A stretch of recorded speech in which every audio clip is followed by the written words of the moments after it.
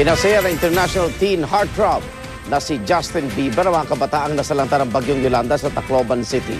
Bukod sa paghandog ng awitin sa mga biktima, nakipaglaro din siya ng basketball.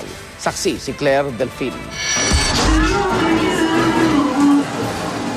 Sinorpresa ng international teen heartthrob na si Justin Bieber ang kabataan dito sa Tacloban City. Una niyang hinandugan ng ilang kanta ang fans sa City Central School.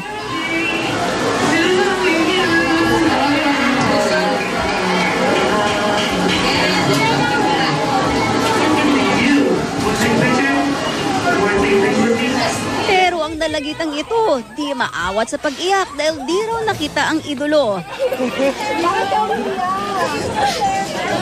Si Justin Bieber! I wanna see him! Hindi mo nakita? Hindi mo able to see him? Oh, you're late! I waited for him at the airport, but he escaped! Nakipaglaro rin si Justin ng basketball sa mga biktima at nakisaya rin sa mga chikiting sa San Jose Elementary School na ginawang evacuation center.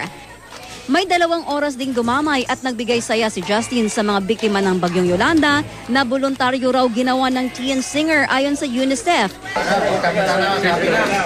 Kahit papaano, dama na rin ngayon ang papalapit na Pasko. Ang mga bangkero mula Pagsanhan, Laguna, nagpatak-patak para sa soup kitchen na ito. Maagang pamasko ang mga ipinamamahagi nilang school supplies at laruan para sa mga batang biktima ng bagyo. 4, 3, 2, 1!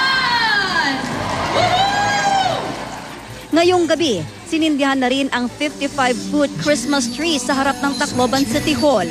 Gawa sa gamit ng plastic bottles ang puno na itinayo kasama ang programang Wish Ko Lang. Bukod sa pagpapahalaga sa kalikasan, simbolo rin daw ito ng pag-asa at pasasalamat sa Panginoon.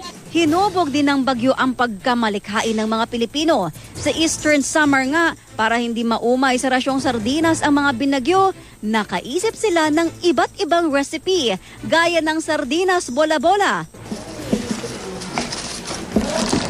Kasi sa arena, ito na lang biskwit ang nilagay namin. Meron ding lumpiang sardinas at ang sardinas omelette. Kasi po yung mga bata, gusto nila yan yung ibang kaluto na ng sardinas Di baling araw na sardinas ang kanilang Noche Buena. Ang mahalaga, buhay pa rin ang diwa ng Pasko para sa kanilang mga binagyo. Ako si Claire Delfin, ang inyong saksi.